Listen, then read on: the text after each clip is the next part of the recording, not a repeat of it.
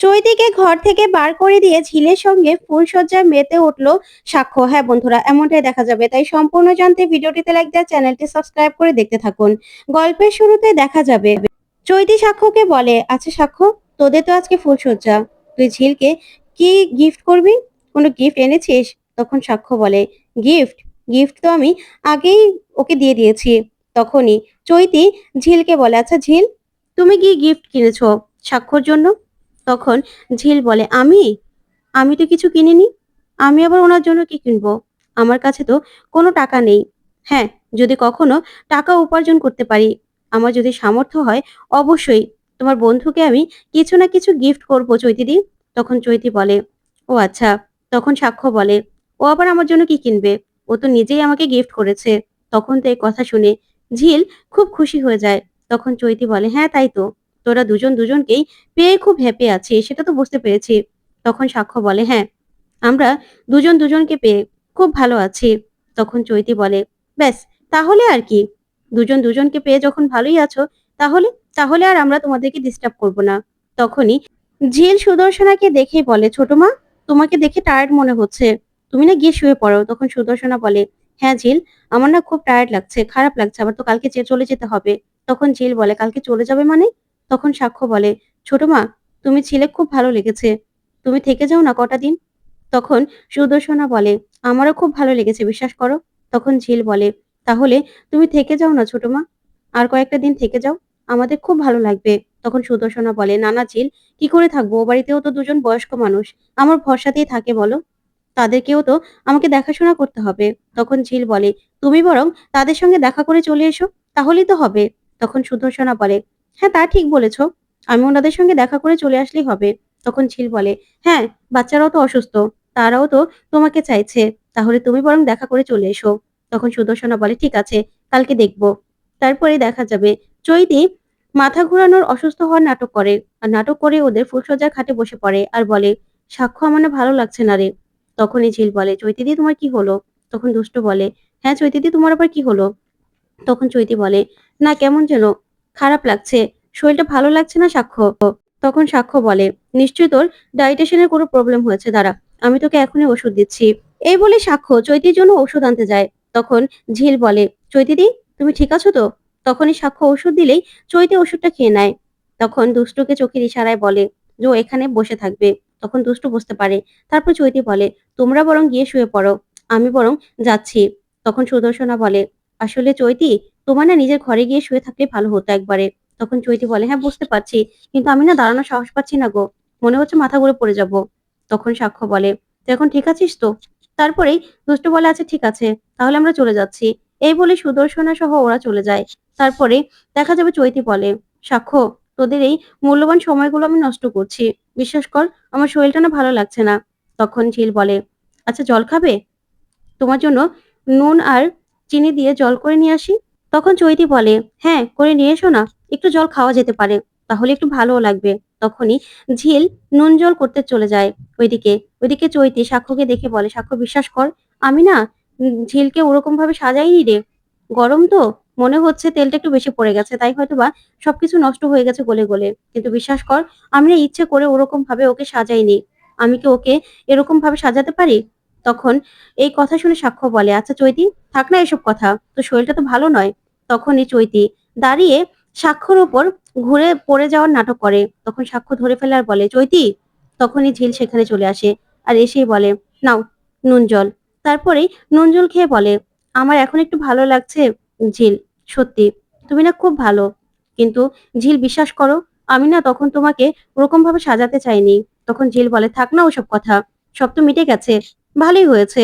তখন চৈতি বলে, বিশ্বাস করো, তেলটা মনে হচ্ছে একটু বেশি পড়ে গিয়েছিল, তার জন্যই এরকম গলে গেছিল মেকআপটা, কিন্তু আমি বিশ্বাস করো ওরকম ভাবে না সাজাতে চাইনি, তুমি তো আমাকে ভুল বুঝবে বলো, তার জন্য আমি বলছি, আমি তোমার একটা ভালো স্পেশাল দিনে এরকম ভাবে তোমাকে আমি সাজাতে পারি বলো, আমি তোমাকে কারোর সামনে ছোট করতে চাইনি। তখন ঝিল বলে, থাক, এসব কথা এখন আর বলার কোনো দরকার নেই। তখন চৈতি বলে, হ্যাঁ, তোমাদের মূল্যবান সময়গুলো আমি নষ্ট করছি, তোমাদেরও তো দেরি হয়ে যাচ্ছে, তাই না? তখন সাক্ষ্য বলে, না, তুই ঠিক আছিস তো?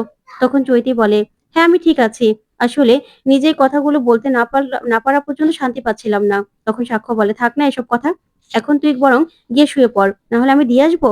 তখন চৈতি বলে, না না, তোকে দিয়ে আসতে হবে না, আমি যেতে পারবো। শরীরটা না খুব খারাপ লাগছে, তার জন্যই তোদের এখানে আমি একটু দাঁড়িয়েছি। তখন ঝিল বলে, আচ্ছা তুমি যাও না, চৈতি দিকে একটু দিয়ে এসো। তখন চৈতি বলে, আসলে সাক্ষ্য আমার না একটু ঝিলের সঙ্গে কথা আছে, পার্সোনাল। তখন সাক্ষ্য বেরিয়ে যায়। তারপরে বেরিয়ে গেলেই ঝিলকে চৈতি বলে, জানো তো ঝিল, এই দিনটার জন্য আমি অনেক বছর ধরে অপেক্ষায় ছিলাম, কিন্তু সেই দিনটা আমার তো আর এলো না। তাই তোমাদের আজকে রাতটা না খুব ভালো কাটবে। তোমাদের বিয়ের প্রথম রাত, তোমাদের আজকে ফুলসজ্জা। আমি জানি সাক্ষ্য খুব ভালো ছেলে। তোমার ইচ্ছের বিরুদ্ধে তোমার সঙ্গে ও এমন কোনো কাজ করবে না যাতে তোমার খারাপ লাগে। বিশ্বাস করো, তোমার ইচ্ছার বিরুদ্ধে ও কিচ্ছু করবে না। ও না খুব ভালো, একজন সত্যিকারের জেন্টলম্যান। ওর মধ্যে সত্যিকারের একটা মানুষ রয়েছে। ও খুব ভালো মনের মানুষ।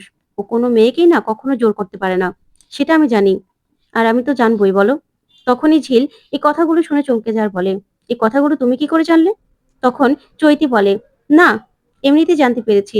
তুমি বোঝো না কি করে জানতে পেরেছি। তার জন্যই বললাম যে ও তোমাকে কখনোই হার্ট করবে না, আর জোরও করবে না, তোমার ইচ্ছার বিরুদ্ধে তোমাকে কিচ্ছু করবে না ও। তখন এই কথাগুলো শুনে ঝিল চমকে যায়। তখন চৈতি বলে, এই কথাগুলোই না তোমাকে বলার ছিল। আসলে তোমাদের আজকের রাতটা খুব ভালো কাটুক। এই বলে সেখান থেকে চৈতি চলে যায়। তখন তো ঝিল মনে মনে বলে, কি ব্যাপার, এই গোপন কথাগুলো চৈতি ম্যাম কি করে জানলো? তারপরে দেখা যাবে সাক্ষ্য ভিতরে চলে আসে। আসলেই ওদের ফুলসজ্জা। সাক্ষ্য ঝিলকে আদর করতে থাকে। তখন ঝিলও স্বাক্ষর বুকে একদম জড়িয়ে ধরে শুয়ে থাকে।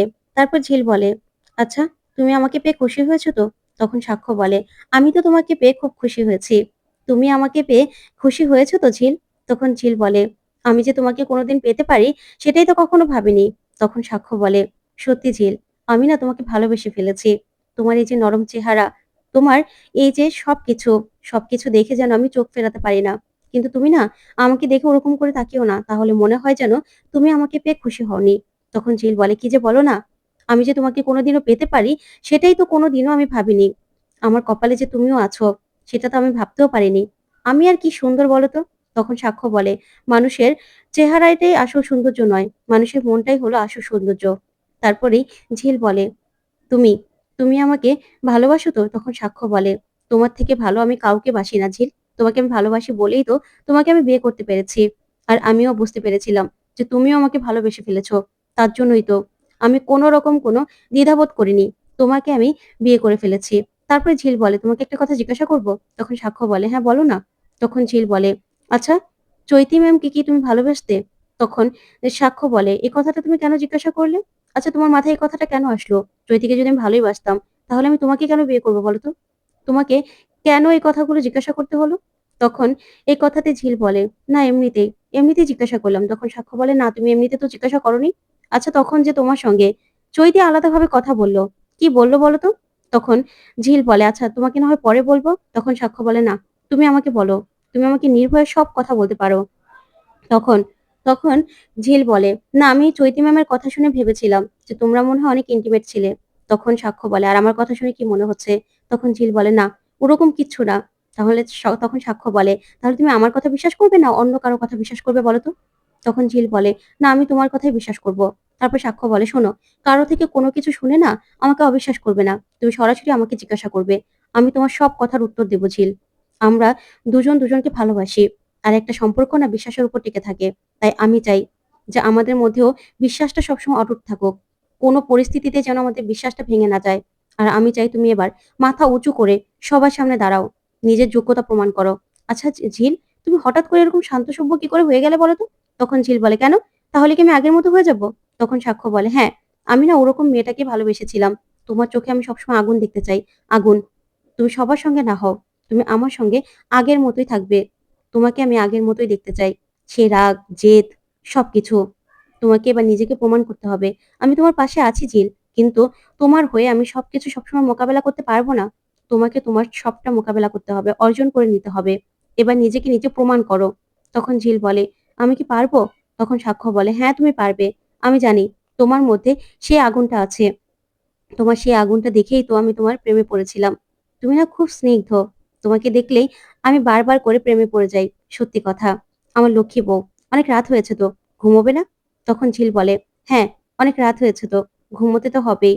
তারপরেই ঝিল খুব খুশি হয়ে যায় আর বলে, "সত্যি তোমাকে তোমাকে পেয়ে না আমি খুব খুশি হয়েছি।"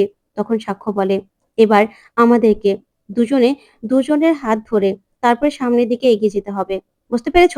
তখন ঝিল বলে, "হ্যাঁ, বুঝতে পেরেছি।" তখনই সাক্ষ্য ঝিলকে জড়িয়ে ধরে আর জড়িয়ে ধরেই তারপরে বলে, "চলো এবার আমরা ঘুমিয়ে পড়ি।